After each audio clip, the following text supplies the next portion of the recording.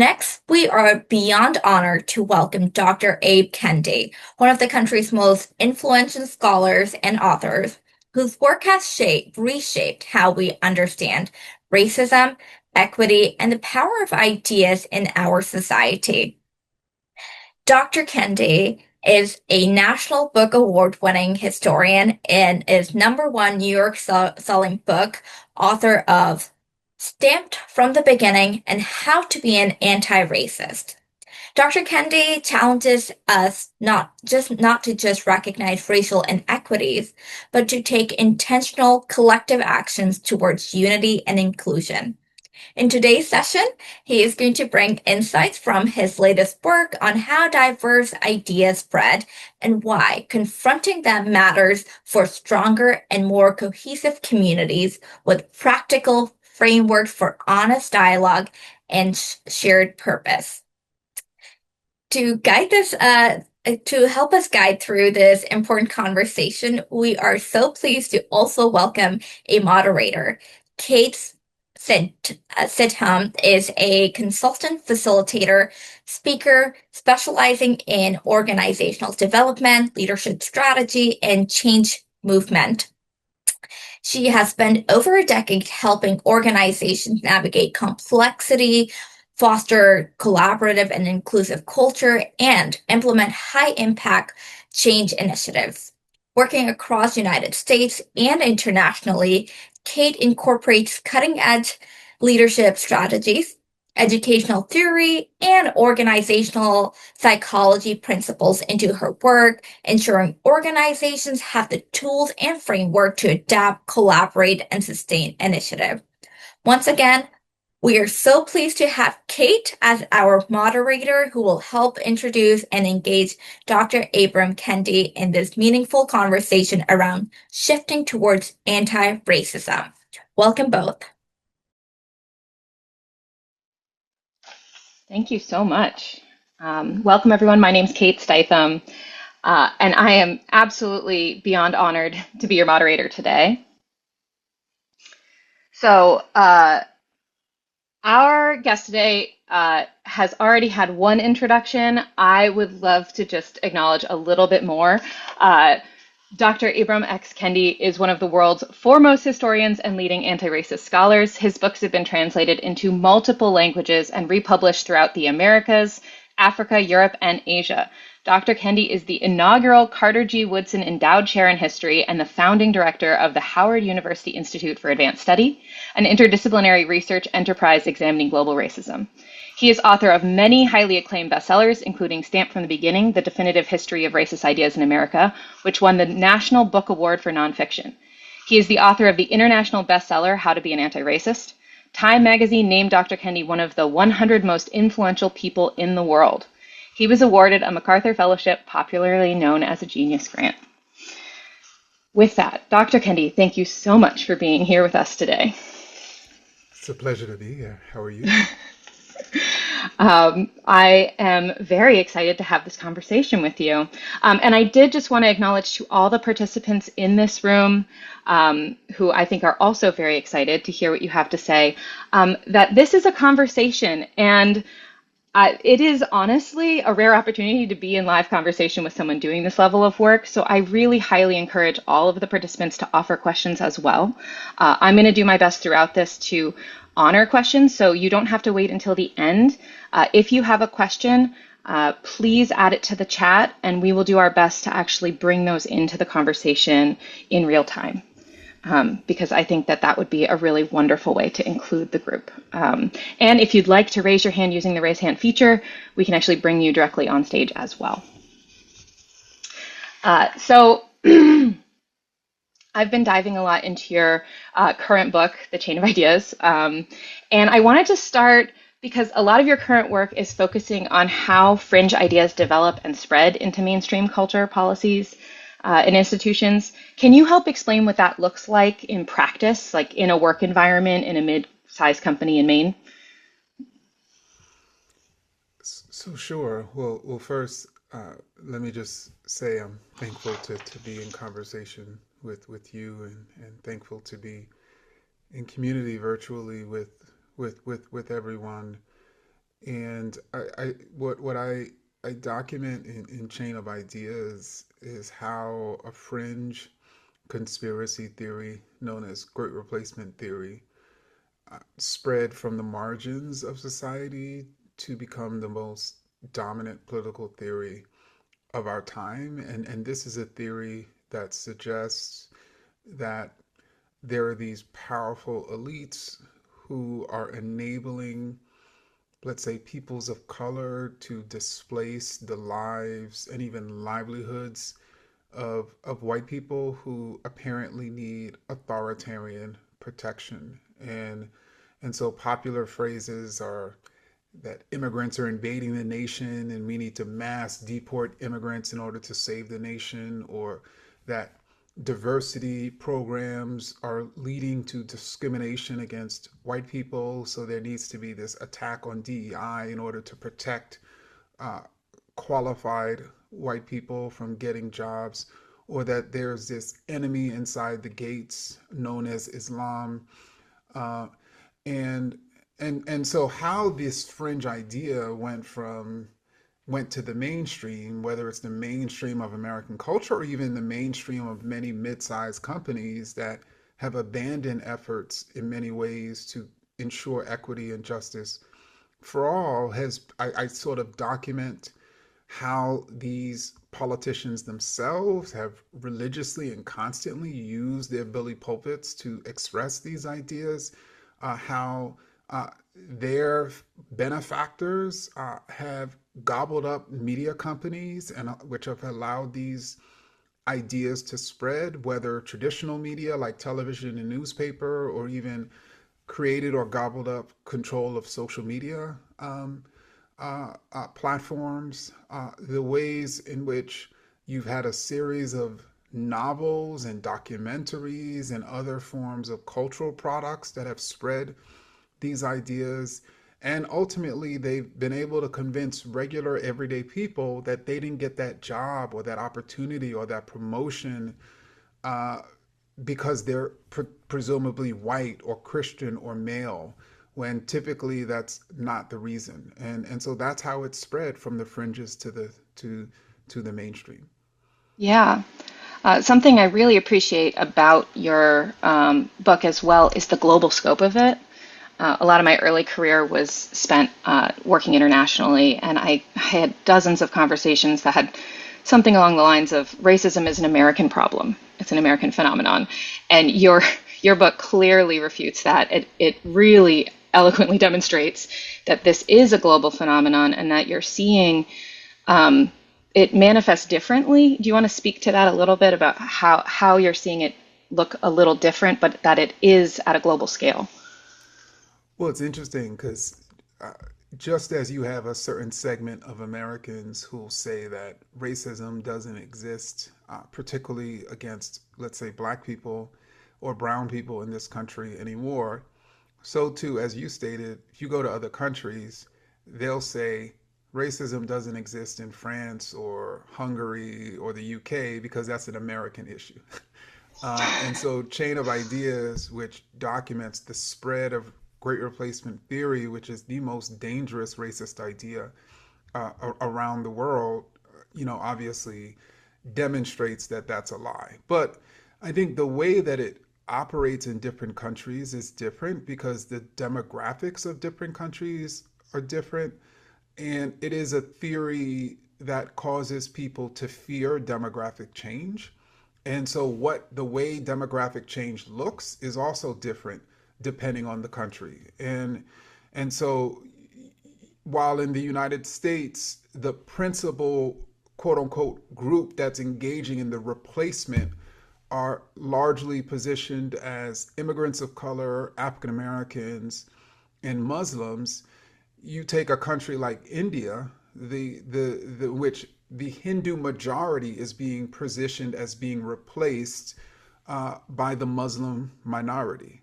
Or if you take a country like Russia, Putin has argued that it is queer people who are replacing the traditional values of Russians. Or if you take, a country like Hungary, it is quote unquote either immigrants or Muslims who are apparently stealing jobs from uh, Hungarians. And so it really depends on the country. And that's why it's becomes spread around the world, because it can be shape shifted for any country based on which group is a disadvantaged, which group is a privileged, which group is a majority, which group is a minority group, because it's primarily positioning minoritized and disadvantaged groups as apparently taking over. Right.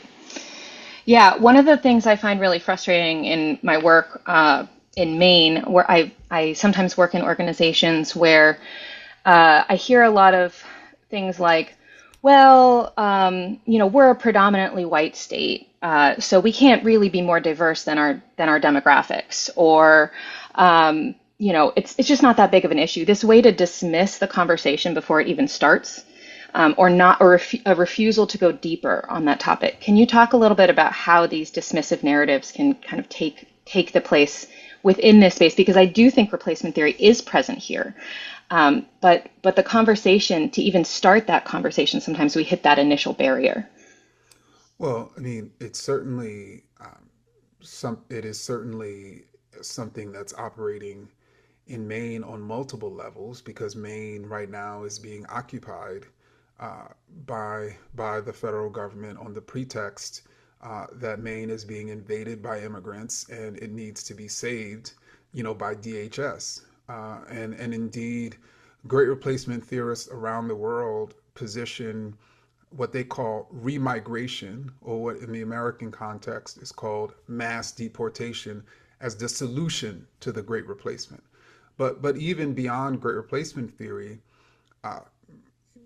these theorists around the world deny that their theory is racist. They downplay how extreme and dangerous this theory is, just as people around the world commonly deny that they're racist, or commonly deny how deep and widespread racism is. And that's why in my work, I argue that the heartbeat of being racist is denial.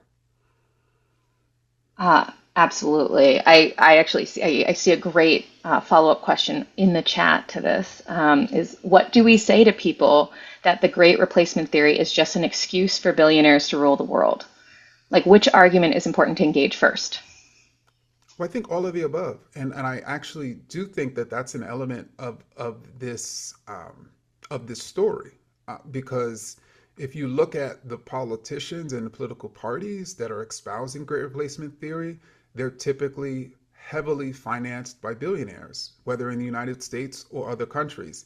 And it makes sense that, let's say, if you are a billionaire and you are investing heavily in AI, which is stealing jobs, you're going to want people that to believe that their jobs are being stolen by immigrants, black people, and Muslims. If you're a billionaire who is investing heavily in a politician that's allowing corporations to restructure, which is then causing people to lose their jobs by the tens of thousands, you're going to want those people who are losing their jobs to believe they're being stolen by those other people. If you're, a billionaire whose business is leading to more severe elements of climate change, which then is causing uh, more migration, uh, you're going to want people to then blame those migrants for the challenges that are existing in the world, right? So it's a complete distraction, and that's what makes great replacement theory so insidious, because what happens is people are getting robbed of their livelihoods, and then they're being manipulated into going to the robbers of their livelihood to save and protect them. Yes. Yes to all of that. I I think about how we try to change minds, how we step in and try to start these conversations.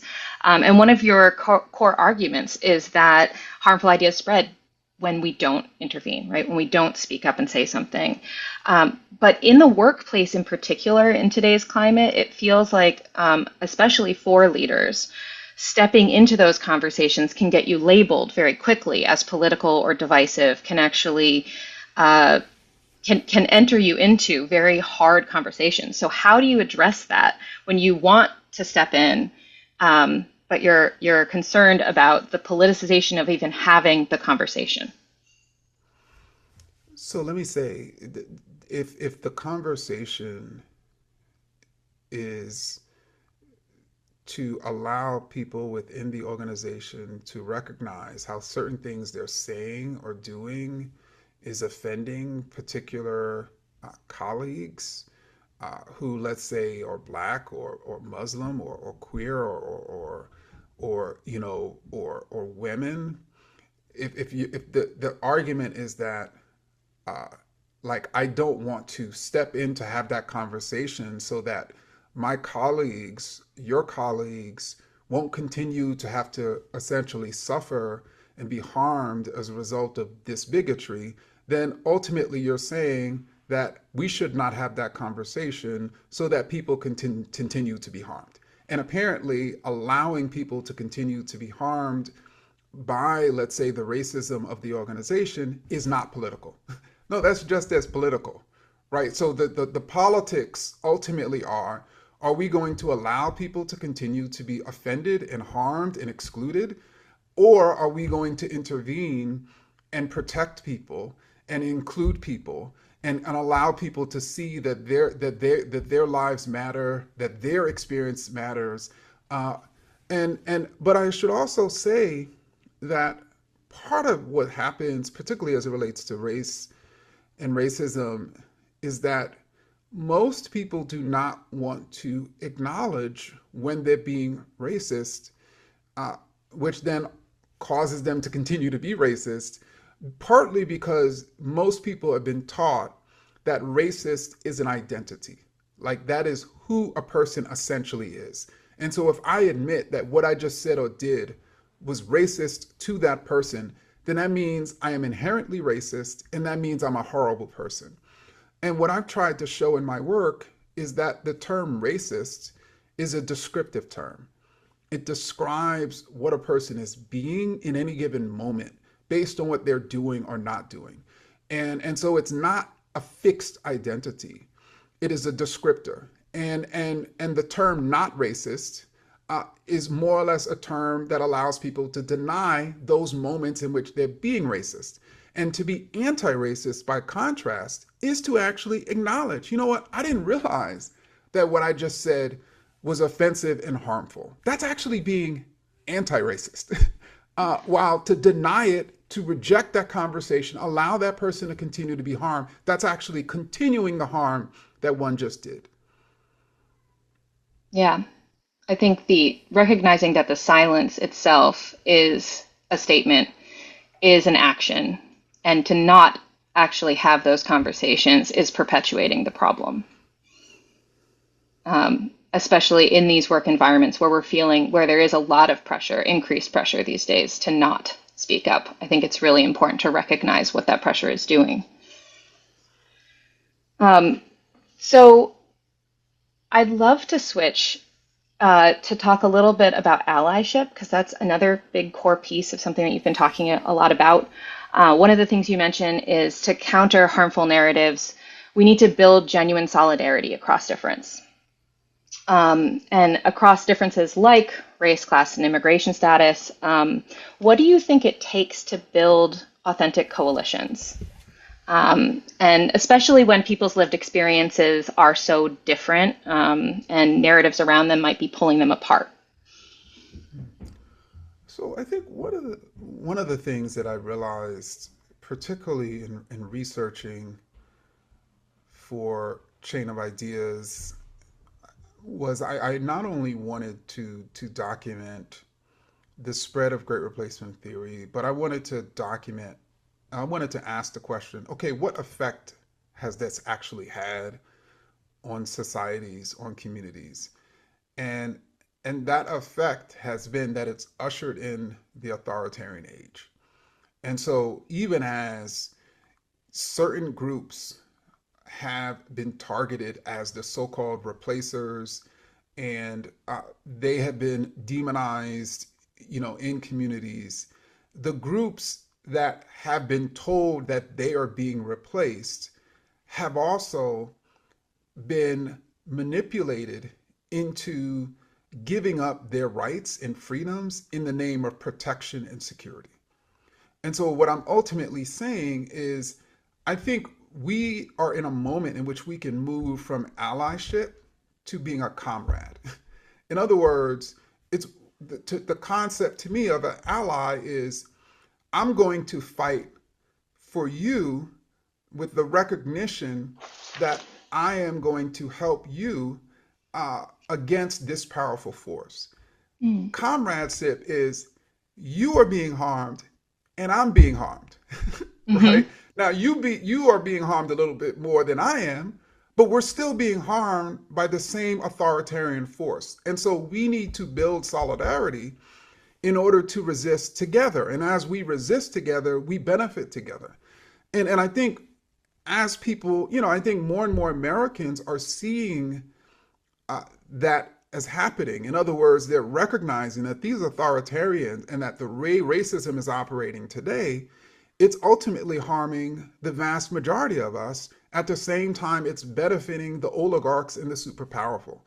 And so I think for people and I think people see that and people will see that through reading Chain of Ideas. And I, for instance, went to Minnesota recently, to Minneapolis, Mm. and I had to speak before people who had lost community members who this administration claimed they came to protect, right? Just like in Maine, people who this administration is claiming to protect and save are being harassed, right?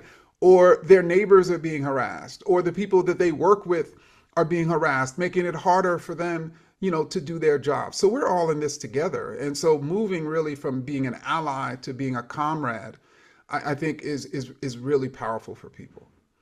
I love that language, and thinking about how we take those next steps into being truly uh, you know, in alliance with each other, right? That comradeship of challenging together and feeling like this is about the harm that's happening to all of us. One of the practical challenges that I see happening in the workplaces here um, is this. What often occurs is hiring people from different backgrounds or different groups. So, for example, one of the situations might be two different immigrant groups, like Somali and Congolese workers working in the same work environment. And despite the fact that they have different languages, religions, cultures, their countries might have a complex history with one another, they're often grouped together because of the fact that they have some sense of shared affinity within the workplace, and they're sort of expected to form a natural community. And that there are tensions, and when tensions arise, they're treated as more interpersonal conflict than structural challenges. So I'm thinking about that and how we create uh, authentic conversations and communities across conversations across difference. So how do we acknowledge those differences and create solidarity at the same time? Well, it's interesting because I know many white Americans have in recent years stressed that everyone should be treated as individuals.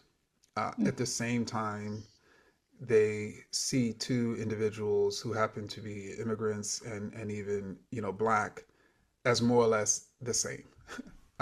And there's this aversion when I've noticed some white people have when they are treated and viewed in the same way other white people are, but then they turn around and do the same thing, for other A groups. different So I group. just first and foremost want to think it's important for people to recognize those contradictions, right?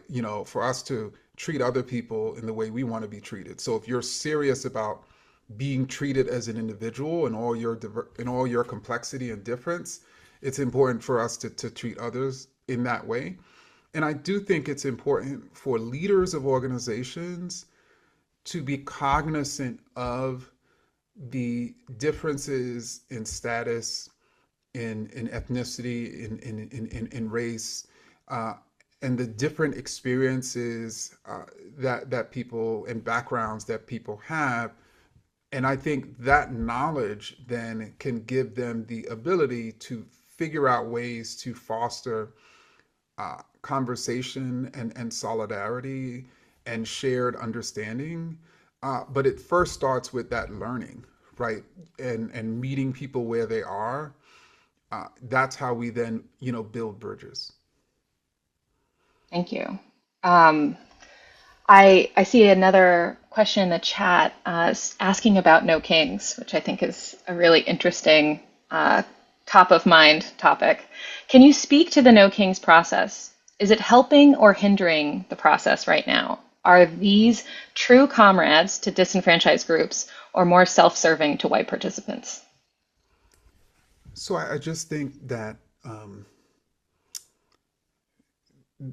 without question, there may be individuals who are going to No Kings rallies or even potentially, maybe even, in some segment of this country organizing these rallies, who are self-serving, right? I mean, this is, you know, there's thousands of people who are involved in organizing these demonstrations, and millions of people went, right? So I don't think it is scientific for me to fundamentally assess how every single person, or even to necessarily speculate. But what I do know is that the No Kings demonstrations, I think that they are helpful in the sense that uh, it is important for this administration to know that there is a sizable number of Americans who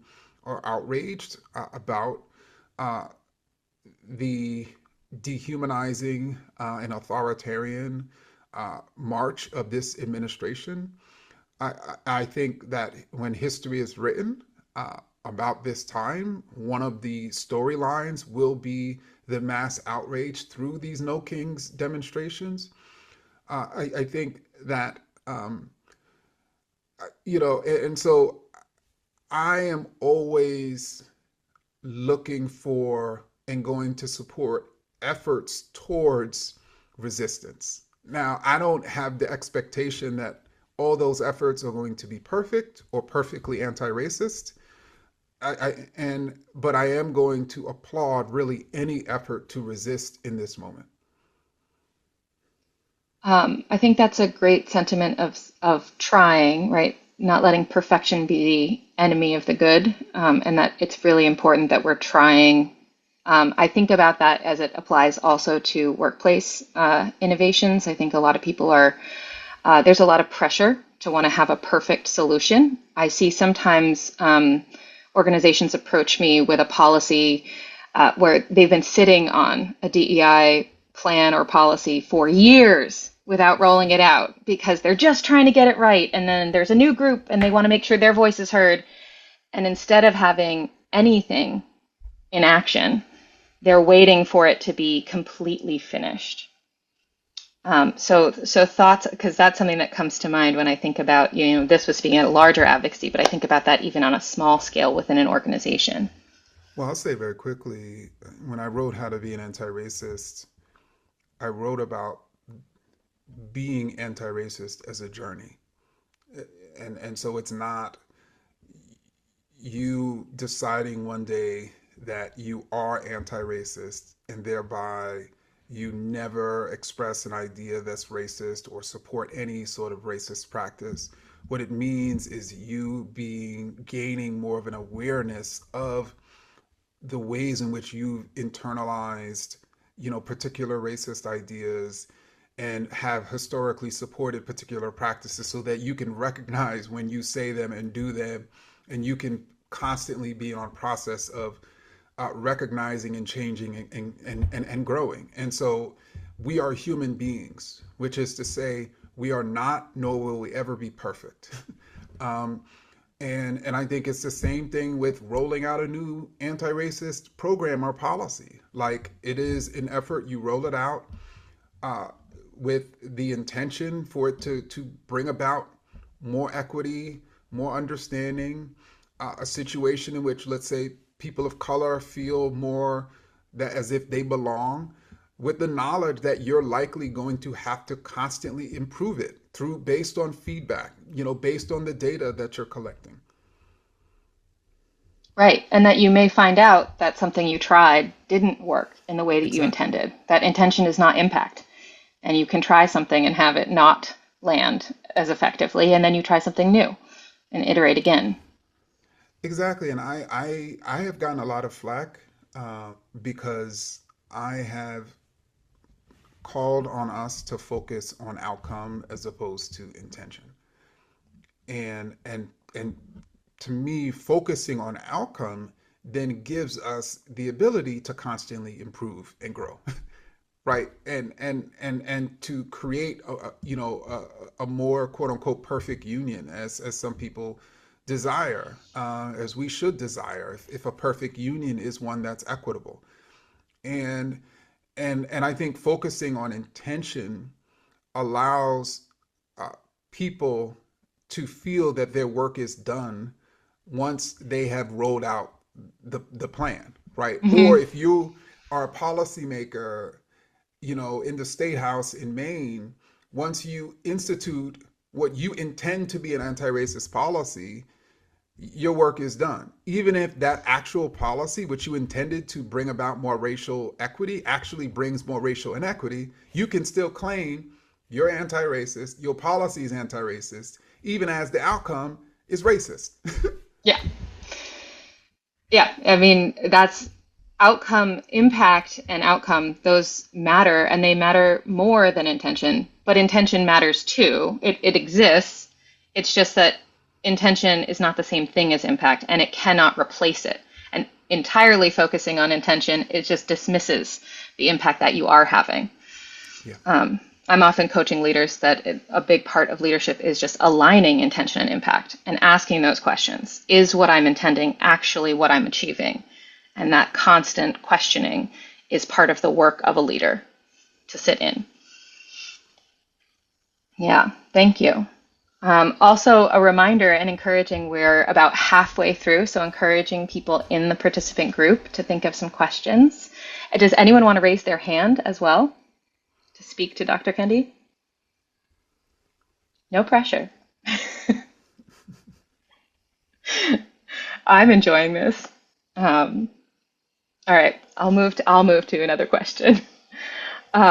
So let me think of another great question to take us to. So I so I want to go back to thinking about this politics in the workplace, right? How we bring our politics into the workplace, how we feel politics are entering the workplace, how replacement theory is showing up in these spaces. Um, what do you think good leadership looks like in those spaces? You talked a little bit on that, but I want to bring that home a little bit more. Is what is leadership in today's climate? What is a strong leader in this space? Well, let me say,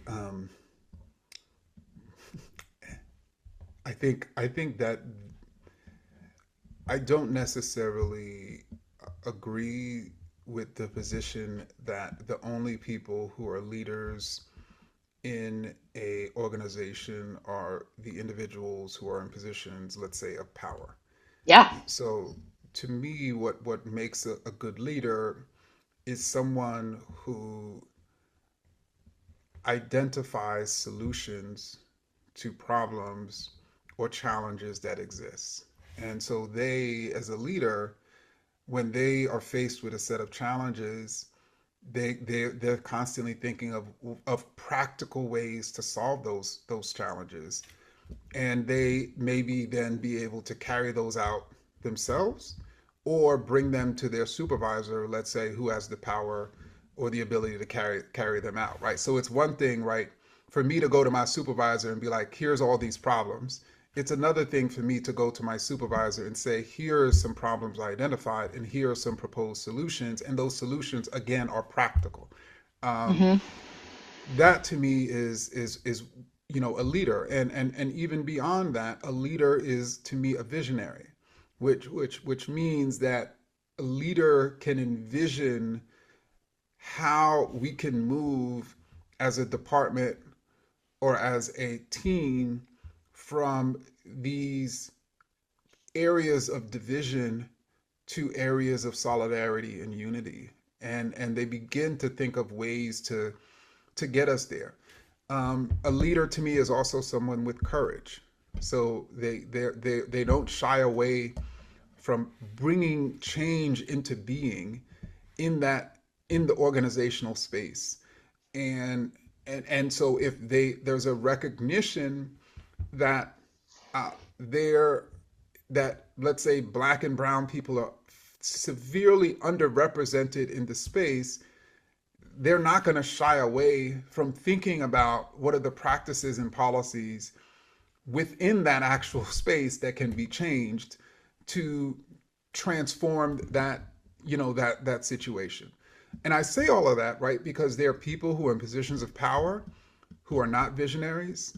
There are people in positions of power who avoid change. There are people in positions of power who spend their time expressing problems as opposed to coming up with solutions. Or there are people in positions of power who put forth solutions that are impractical and are bound to fail. Um, and so those are all the things that ways in which I think of leadership or being a leader. Yes, I love those examples, and really thinking about how we can all step into leadership regardless of the positions that we hold. Um, I do see a hand up, and I want to honor that. So, um, Pooja, I see your hand up. We can get you on stage. Hi, Dr. Kendi. It's an honor to hear you speak. Thank you so much, and thanks, Kate. The amount of anxiety I feel right now and asking this question is about the same as when I um, was able to meet Barbara Smith from the Kumbahi Collective and asked her a question also. Anyway, I'll get to the point. Um, so I'm an anti-oppression facilitator, and one of the things that I really struggle with in my workshops and kind of teaching people how to see the propaganda that you are dispelling in your all of your works is once you open your eyes to see that all of this is a propaganda scheme, you can't close your eyes to it, so then you just are always seeing it.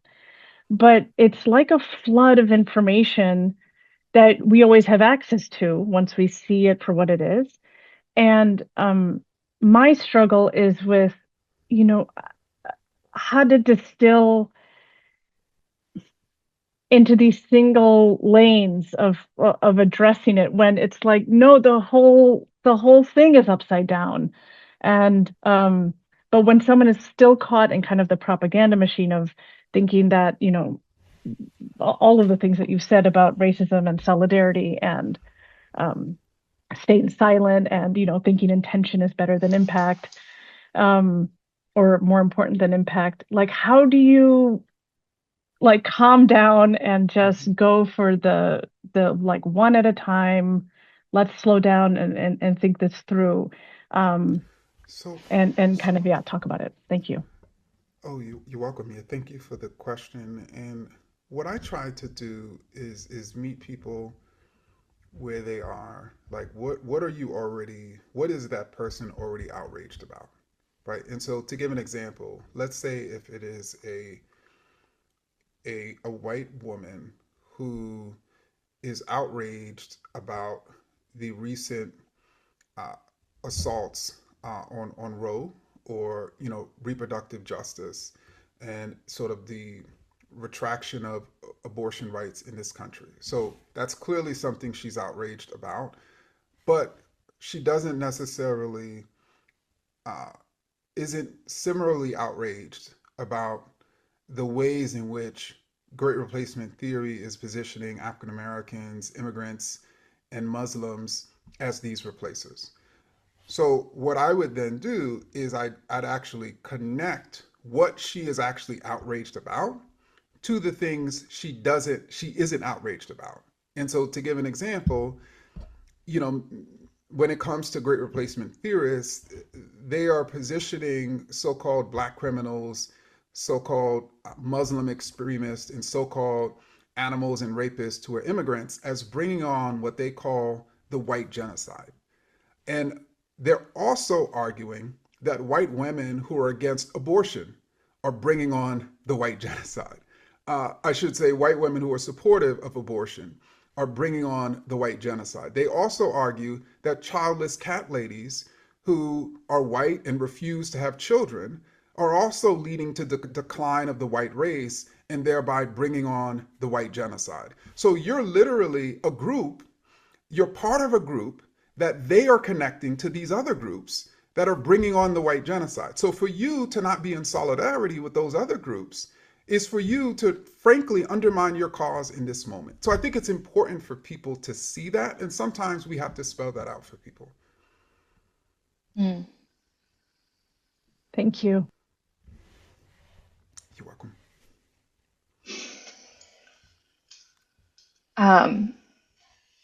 So coming back to leadership and leading from every capacity, from wherever we are, one of the things you said that really struck with me is that it has to be practical, that the solutions have to be practical, something we can implement.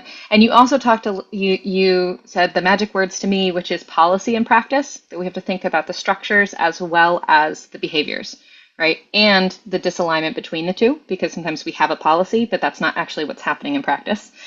But when you say practical, what do you mean by that? Can you give some, because that's the next exercise. So I would love to hear your insights as to what you think are good examples of some of those practical solutions. So, okay.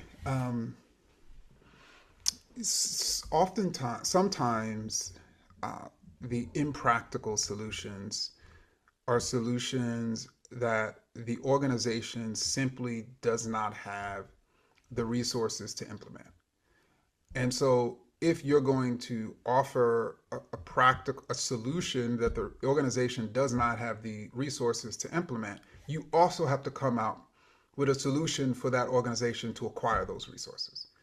And so, I think that, let me give actually a very relevant example. In my case, a few years ago, I was in a situation in which I was running a center, and we had a severe decline in the amount of money we had raised, to the point in which we had a particular budget, and we only had a year and a half left of runway based on the amount of money we had access to in our budget.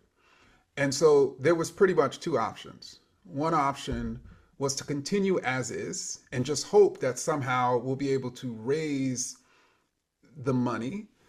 But if we didn't, pretty much everyone would be let go and we would pretty much have to close. Or we restructure the organization, let some folks go, have a lower budget so that the amount of money we have more runway with it, which then gives us more time to raise money and sustain the organization. And so when I decided to do the second option, many people within and outside the organization were outraged. And when we were privately, what was the other solution? The other solution was a completely impractical one. Let's just ride it out with what we have, right? Would have then led to the end of the organization, but that was considered the radical position, a position that would have led the organization to end. And so that's what I'm talking about in terms of practical versus impractical. And I think that is something we always have to think about. How would this be paid for, frankly, by the organization? And I think when we're offering proposals, it's possible. Now, let me give some context to this as we're thinking about this at the national level. So if somebody says we should completely end poverty, there's actually a way to end poverty and pay for it by severely reducing the cost of the defense budget. That actually isn't an impractical sort of idea. But again, when we're talking about a small organization or small company, we have to be cognizant, right, of how these policy proposals, can be implemented. Yeah. And sometimes we may have limited information on those that it needs to be created in partnership. I think that's part of the collaboration too, is we each have different lenses and perspectives in the workplace. So if we're leading from where we stand and we each have different, like me coming up with a proposal, I may not know what some of those limitations are and some of those financial constraints or legal constraints, right? So by collaborating and joining forces on creating an effective policy, it may end up being a much more successful route. Yeah, and let me also add, speaking of this, because there are cases in which a leader cannot go into detail, let's say, about financial constraints. And so that then it becomes helpful for leaders to build trust in advance, right? So that when you say, I just do not have the financial capability to do this, people can trust that, right? It also requires people to not be fundamentally distrustful of people in those positions, right? We should not assume that if a person is in that position, they are inherently distrustful. Now, if they do things and say things that cause us to distrust them, then that's another story. You understand what I'm saying? Hmm.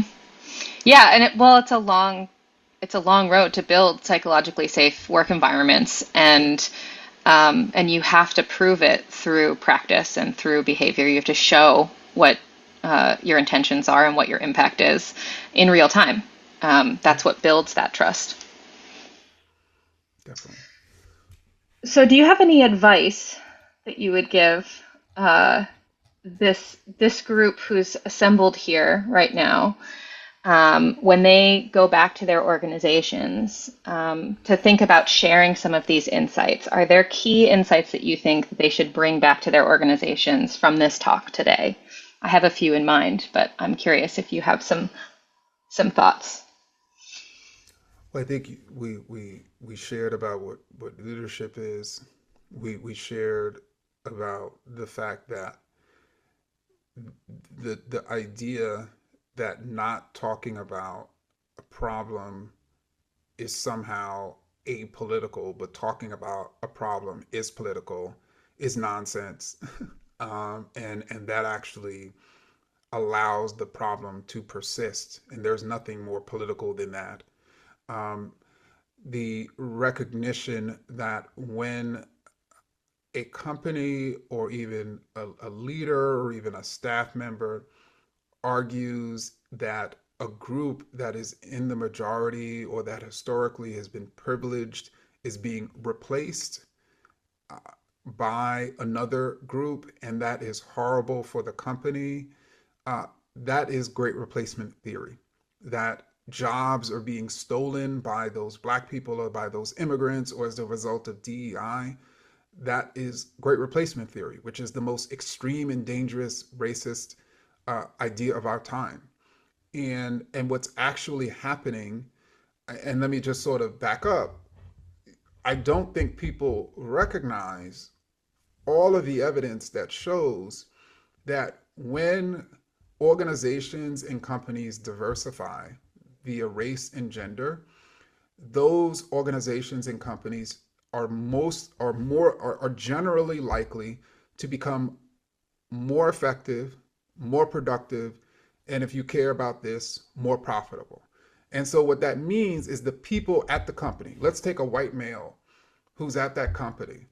And I would hope that that white male would want their own company to be more profitable because they're going to benefit from it, through higher salaries, through more opportunities, through the increasing prestige of their organization.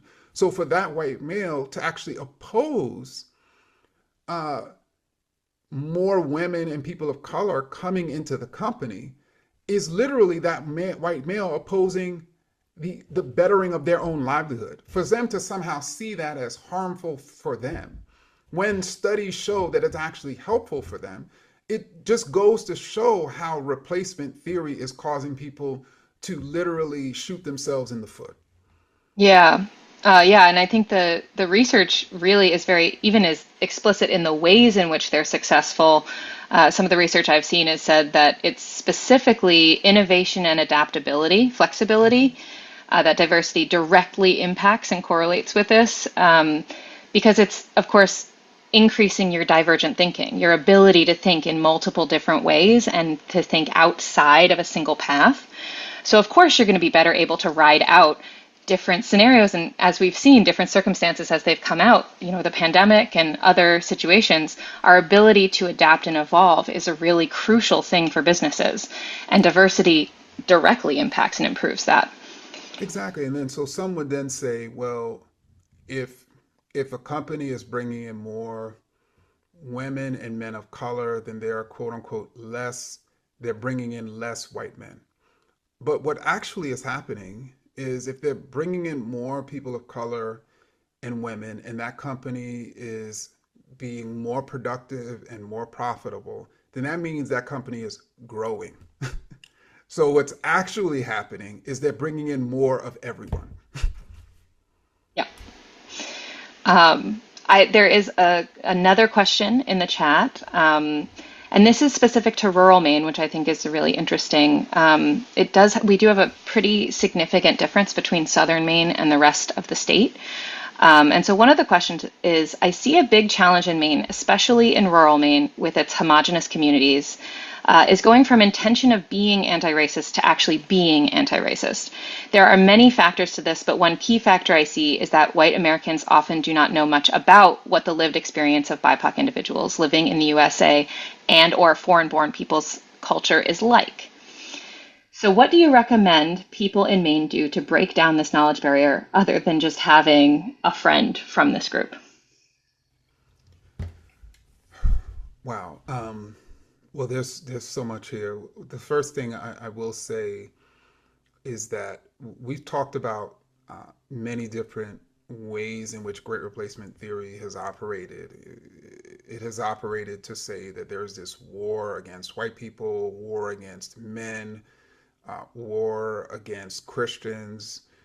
It's also operating to say that there is this war against rural people, and that is allowing politicians to claim that they're going to defend rural Maine against quote urban or southern Maine, and when in actuality they're not defending anyone.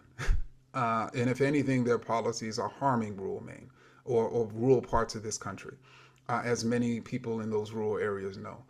And so I just want to mention that, right? But I think as it relates to the specifics of this question, uh, I think one thing that can be done strategically and systematically is education, right? And so it's making sure people across the state are systematically learning as young people, about indigenous people, about black people, about Latino Americans, their history, their experiences, their cultures. Uh, there's also ways in which trying to figure out ways to introduce this literature or this information into media. So the media that rural people in rural Maine are consuming, um, and then there's finally uh, there are figuring out ways to connect people in rural Maine to people in other communities, right? And I think that I'm speaking very vaguely because clearly I don't know Maine or rural Maine like many of the people on this call, but hopefully that gives some insights. Yeah, I think that the challenge is real when you don't have a lot of diversity of any particular group, whatever that group is. When you don't have a lot of direct exposure to meeting people from those experiences, how do you learn about it in other ways? And I think that's where education plays such a key role, right? Is there are other ways to learn about people's lived experiences, seeing media, having those exposure opportunities, and going out of your way to find those. I think it's part of what is so devastating about these laws and policies being rolled out that are trying to remove education from our country as a whole and from certain areas, is because it is limiting people's exposure to all sorts of different and exposure to that. There's another question here as well. How do you continue to stay hopeful? Oh, this is a great ending question. How do you continue to stay hopeful, stay energized in this work? I often think of you in moments when I feel tired or discouraged after decades of trying to work towards equity and in recent years learning from you about anti-racism. So I'll say I stay hopeful based on principle, meaning I don't believe that I can be fueled each day and energized each day to bring about the type of changes we want to see in society if I don't believe that change is possible. And I also know, especially, and I wrote about this a lot in Chain of Ideas, that those powerful forces that we are up against are constantly and relentlessly trying to take away our hope, trying to take away our dreams, trying to take away our beliefs that we could create an equitable and anti-racist society, trying to make us cynical and hopeless. And I'm like, I'm not going to let those folks. So part of it is like, the pride in me. I'm not going to let people take something from me that I know they want to take. And then there's the principle of knowing that I have to believe change is possible in order to get out each day and put in that hard work. And I suspect many of us, if we think of our ancestors and we think of all that they had to go through, and I suspect most people on this call are the ancestors of people who had to work 12 or 15 hours a day, are the ancestors of people who had to migrate thousands of miles away from their home, or in the case of me, the ancestors of people who were enslaved and still somehow believed that that day of Jubilee would come, or still somehow believed that they could move thousands of miles from their home and find opportunity, or still somehow believed that their children or grandchildren would only need to work 8 hours a day, right? And so I think that we need to also think about our ancestors and their hope, if we're also looking for our well of hope, because that's also a place that I'm constantly using. And if they can remain hopeful despite all they went through, why can't we remain hopeful? Last question in our last minutes. Is there a leader, a movement, or a moment in history that inspires the work you do today? I mean, to continue on what I was just talking about is there was a time in this nation's history where there were people in Maine who believed in what at the time was called immediate emancipation. And they spent their lives as abolitionists fighting for immediate emancipation of Black people from slavery. And they were considered to be outlandish. They were considered to be out of their mind. This proposal was considered to be too radical. The enslavers were too powerful, too wealthy, that slavery had been on these lands for so long that there was no way to completely uproot it.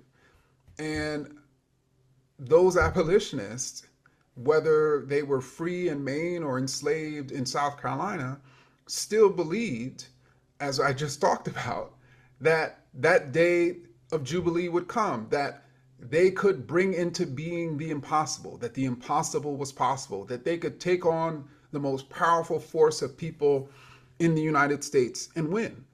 And so and they did win.